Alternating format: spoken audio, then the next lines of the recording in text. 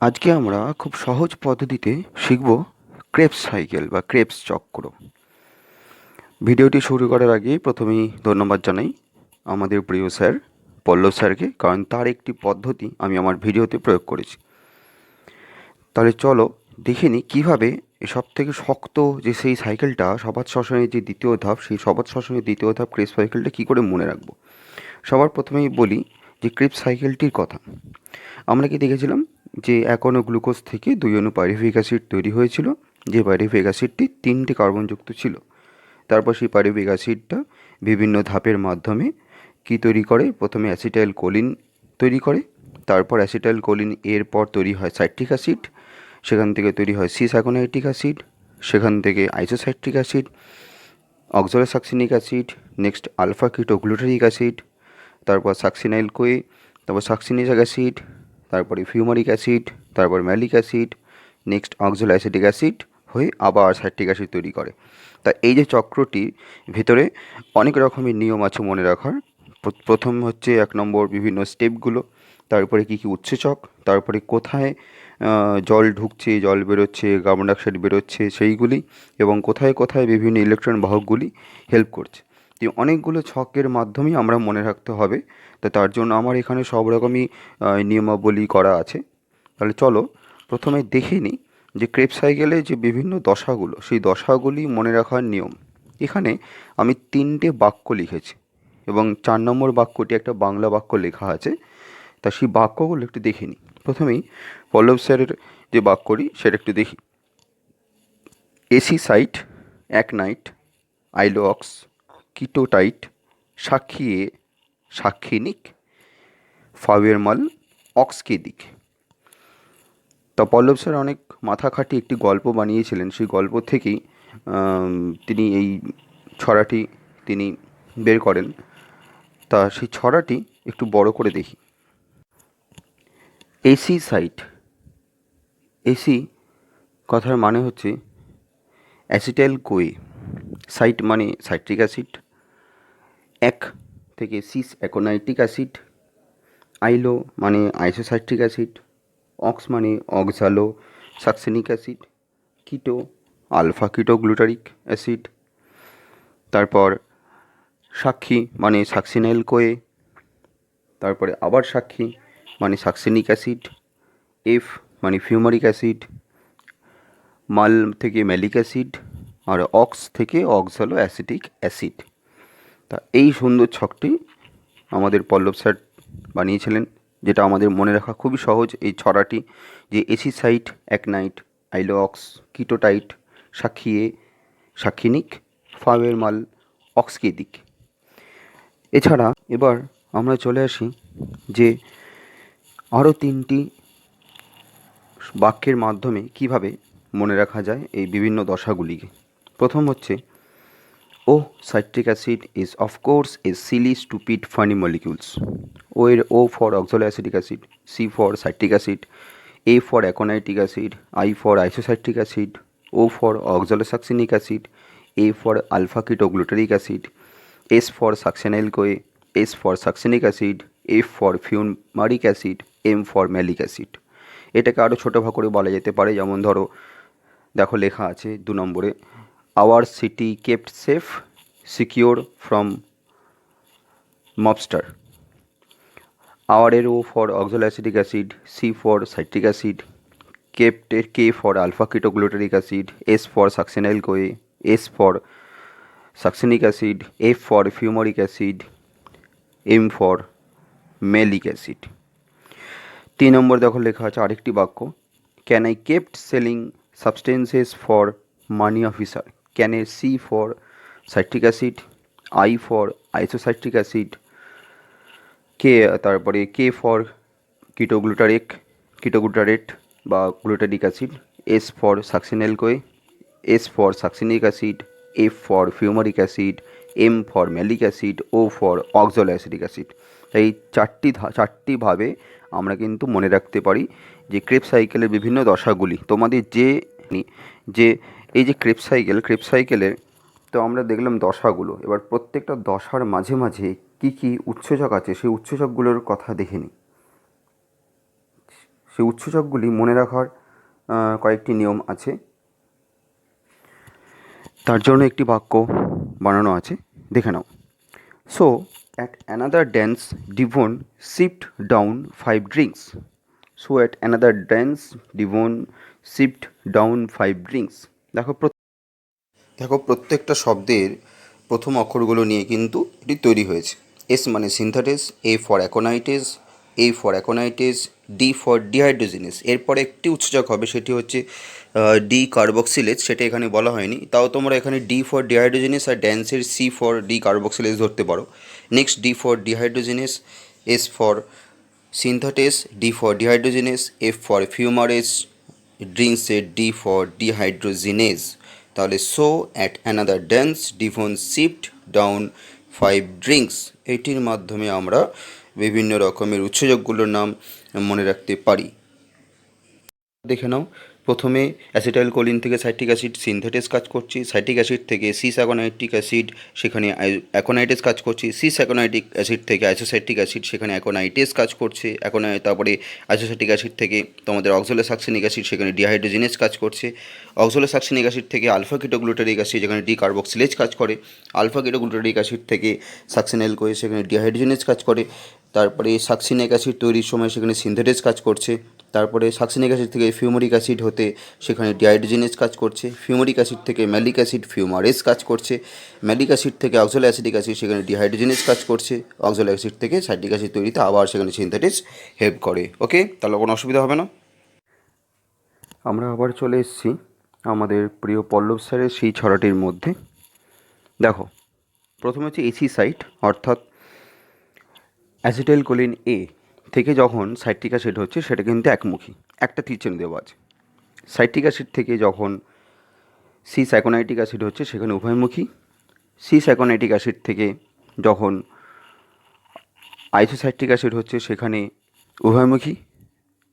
উভয়মুখী চিহ্নটার মানে হচ্ছে তীর চিহ্নটি দুদিকেই থাকবে। তা প্রথম এই তীর চিহ্নটির একটু চেঞ্জ হবে, সেটা একটু দেখে নাও তোমরা।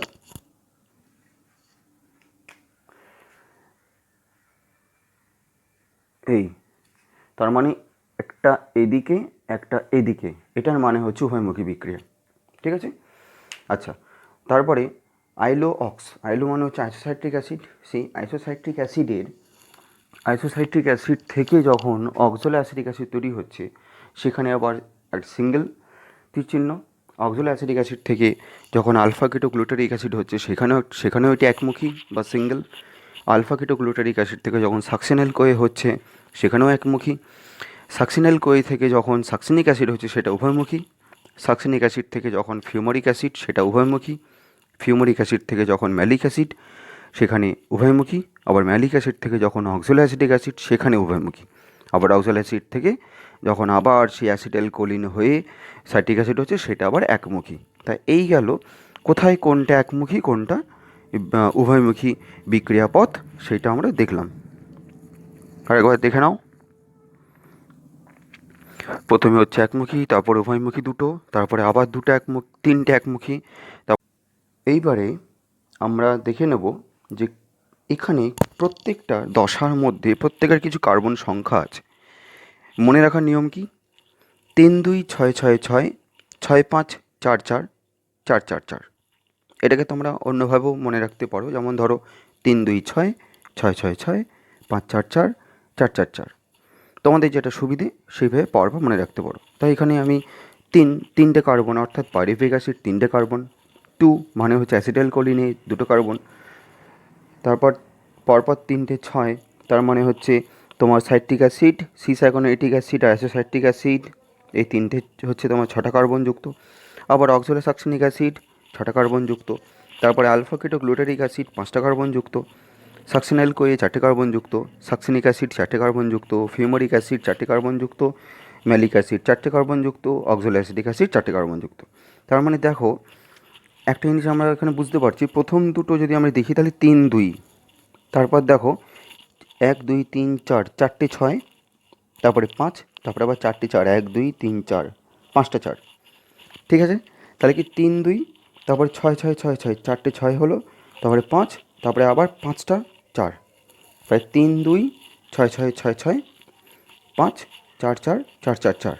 ঠিক আছে, এই হচ্ছে কার্বন সংখ্যা মনে রাখার নিয়ম।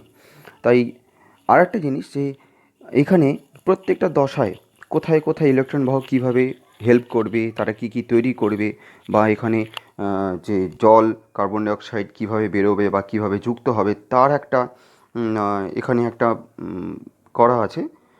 তা সেটাও দেখে নাও। দেখো, এটা আমি বানিয়েছি এইভাবে। আমরা তাহলে দেখে নিই জিনিসটা। এখানে দেখো 4টে লাইন আছে। প্রথম আর মানে 1 নম্বর আর 3 নম্বর লাইনের তলায় কিন্তু আন্ডারলাইন করা আছে। তার মানেটা হচ্ছে 1 নম্বর লাইনটা একসাথে পরপর মনে রাখবে, 3 নম্বর লাইনটা একসাথে পরপর মনে রাখবে। তাদের মাঝে কী কী স্টেপ হয় সেটা আমরা দেখব। তা প্রথমে দেখে নিই। নেড ঢুকছে, কার্বন ডাইঅক্সাইড বেরোচ্ছে, জল ঢুকছে, অ্যাসিটাইল কোলিন এ বেরোচ্ছে। এইটা মনে রাখার কেন বলছি, এটা পুরোটা হচ্ছে তোমার সাইট্রিক অ্যাসিড। সাইট্রিক অ্যাসিড অবধি পুরো কাজটা হলো। ঠিক আছে, নেক্সট হচ্ছে জল বেরোচ্ছে, জল ঢুকছে। এবার যে কাজটা হবে সেটা তোমার সাইট্রিক অ্যাসিড থেকে শুরু করে পরপর চলছে। সাইট্রিক অ্যাসিড থেকে শুরু করে তোমার এটা চলবে আলফা কেটোগ্লুটারিক অ্যাসিড অবধি। তার মানে কি, জল বেরোচ্ছে, জল ঢুকছে, মানে একবার জল বেরোলো, জল ঢুকলো, তারপর ন্যাড ঢুকছে, কার্বন ডাইঅক্সাইড বেরোচ্ছে। এরপরে যে লাইনটা যেটা আন্ডারলাইন করা আছে 3 নম্বর লাইন, সেটা এবার আলফা কেটোগ্লুটারিক অ্যাসিড থেকে একদম সাকসিনাল কোয়ে হয়ে সাকসিনিক অ্যাসিড অবধি পুরো এই কাজটা চলবে। যেমন ধরো, ন্যাড ঢুকছে, অর্থাৎ ন্যাড ঢুকলো মানে NADH তৈরি করলো, কার্বন ডাইঅক্সাইড বেরোচ্ছে, জিটিপি ঢুকছে, অর্থাৎ জিটিপি তৈরি করবে, তারপরে এটিপি তৈরি করবে, তারপরেতে জল বেরোবে। হলো। তারপরে যে কাজটা সেটা হচ্ছে তোমাদের সাকসিনিক অ্যাসিড থেকে শুরু করে একদম অক্সালো অ্যাসিটিক অ্যাসিড অবধি। সেখানে কি দেখা যাচ্ছে, FAD ঢুকলো, অর্থাৎ FAD ঢুকলো মানে FADH2 তৈরি করবে, আবার জল ঢুকছে, তারপর ন্যাড এই জল বেরোচ্ছে, তারপর ন্যাড ঢুকছে। ঠিক আছে, তাহলে কি, তাহলে তীর চিহ্নগুলো খেয়াল রাখবে। তীর চিহ্নগুলো যখন তলার দিকে মুখ মানে সেটা ভেতরে ঢুকছে, আর তীর চিহ্নগুলো ওপরের দিকে মুখ মানে সেটা হচ্ছে কী কী তৈরি হচ্ছে। আর এখানে C মানে হচ্ছে কার্বন ডাইঅক্সাইড, আর H মানে হচ্ছে জল। ন্যাড আর FAD এগুলো হচ্ছে ইলেকট্রন বাহক। LED, FAD, ন্যাড, তারপরে জিটিপি, তারপরে এটিপি বা শক্তি তৈরি হচ্ছে। পুরোটাই এইভাবে মনে রাখতে হবে। আমি আরেকবার বলে দিচ্ছি। ন্যাড ঢুকলো, C বেরোলো, H ঢুকলো, COA অর্থাৎ কোলিন A বেরোলো, আবার H বেরোলো, H ঢুকলো, ন্যাড ঢুকলো, C বেরোলো, আবার ন্যাড ঢুকলো, C বেরোলো, জিটিপি ঢুকলো, এটিপি বেরোলো, জল বেরোলো, FAD ঢুকলো, H বেরোলো, ন্যাড ঢুকলো। এইভাবে মনে রাখতে হবে কীভাবে ইলেকট্রন বাহকগুলো কোন কোন দশায় তারা কীভাবে কাজ করছে। আশা করি তোমাদের সুবিধা হবে। এই যে ক্রেবস চক্র, সেই ক্রেবস চক্রটা কিন্তু আমরা কি জানি যে যখন গ্লাইকোলাইসিসে দেখেছিলাম এখনও গ্লুকোজটা জারিত হয়ে 2টো পাইরুভেইক অ্যাসিড তৈরি করছে। তাহলে 2টো পাইরুভেইক অ্যাসিড মানে তার মানে ক্রেবস সাইকেলে সেই পাইরুভেইক অ্যাসিড বা সেই গ্লুকোজটা জারানোর জন্য দুবার হতে হবে, নাহলে তো জারিত হবে না, তাই না? তার মানে এই ক্রেবস সাইকেলটা একবার হয়, তারপরে আরেকবার হয়, কারণ যেহেতু এখানে 2টো পাইরুভেইক অ্যাসিড ফর্মেশনটা হচ্ছে। এখানে ক্রেবস সাইকেল, এই যে সব মানে ক্রেবস কথাটা কোত্থেকে এসছে, যে 1937 খ্রিস্টাব্দে বিজ্ঞানী H.A. ক্রেবস তিনি প্রথমে ক্রেবস সাইকেলের কথা বলেন, এবং তার নাম অনুসারেই এইটিকে ক্রেবস সাইকেল বলা হয়। আর ক্রেবস সাইকেলের প্রথম উৎপাদিত যৌগ হচ্ছে কি, যে সাইট্রিক অ্যাসিড। এই সাইট্রিক অ্যাসিড এর মধ্যে 3টে কার্বক্সিল গ্রুপ থাকে, যার জন্য ক্রেবস সাইকেলকে বলা হয় TCA চক্র। দেখো এখানে লেখা আছে যে TCA চক্র। ঠিক আছে, TCA চক্র বা ক্রেবস সাইকেল। আচ্ছা, আর লাস্ট আমরা দেখে নিই যে ক্রেবস সাইকেলে কী কী তৈরি হচ্ছে। তাহলে ক্রেবস সাইকেলের মাধ্যমে কী কী তৈরি হয়, যে 6টা কার্বন ডাইঅক্সাইড, 6CO2, 6H2O মানে 6টা জল, 24টা ATP, 2টো FADH2 আর 6 NADH2।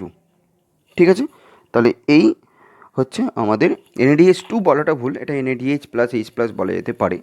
তা এই হচ্ছে আমাদের ক্রেবস সাইকেল। আর লাস্ট একটা জিনিস আমাদের জেনে রাখতে হবে, যে ক্রেবস সাইকেলকে বলা হয় সমচিতি বিক্রিয়াপথ। সমচিতি বিক্রিয়াপথ কথার মানে হচ্ছে যেখানেতে উপচিতি আর অপচিতি এই দুটো বিক্রিয়া একসাথে চলে। তখন আমরা এখানে দেখেছি যে ক্রেবস সাইকেলে কী কী কতগুলো জিনিস তৈরি হচ্ছে, আবার কিছু জিনিস কাজেও লাগছে। তাই যখন তৈরি হওয়ার সময় কী হচ্ছে, তার মানে কি, প্রোটোপ্লাজমের যে ভেতরে শুষ্ক ওজন সেটা বাড়ছে, সেটাকে বলা হয় উপচিতি। বিপাক। আবার যখন কিছু বাইরে বেরিয়ে যাচ্ছে, অর্থাৎ মানে মানে কী বলবো, শুষ্ক ওজনটা কমছে, তাকে বলা অপচিতি বিপাক। সেখান থেকেই উপচিতি অপচিতি বিপাক একসঙ্গে ঘটছে বলে একে বলা হয় সমচিতি বিক্রিয়া পথ। ঠিক আছে, তাহলে আমরা মনে রাখবো যে কোনো গ্লুকোজ থেকে 2 অণু পাইরুভিক অ্যাসিড ফর্মেশন হচ্ছে এবং সেই পাইরুভিক অ্যাসিডকে জারণের জন্য ক্রেবস সাইকেল দুবার ধরে হবে। ঠিক আছে, এখানে লেখা আছে কোনো এক মলিকুলস অফ গ্লুকোজ যেখান থেকে দুটো পাইরুভিক অ্যাসিড ফর্মেশন হচ্ছে, সেখানে জারণ হয়ে সেখানে ক্রেবস সাইকেলটা হচ্ছে, যেটা 2 টাইমস হচ্ছে।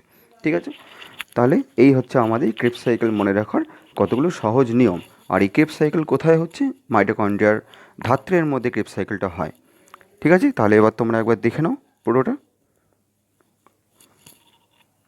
আশা করি এই যে ক্রেবস সাইকেল মনে রাখার জন্য যে নিয়মগুলো বললাম তোমাদের খুব কাজে আসবে এবং তোমরা খুব সহজেই ক্রেবস সাইকেলের নিয়মগুলো মনে রাখতে পারবে। ভিডিওটি ভালো লাগলে তোমরা লাইক করো, সাবস্ক্রাইব করো।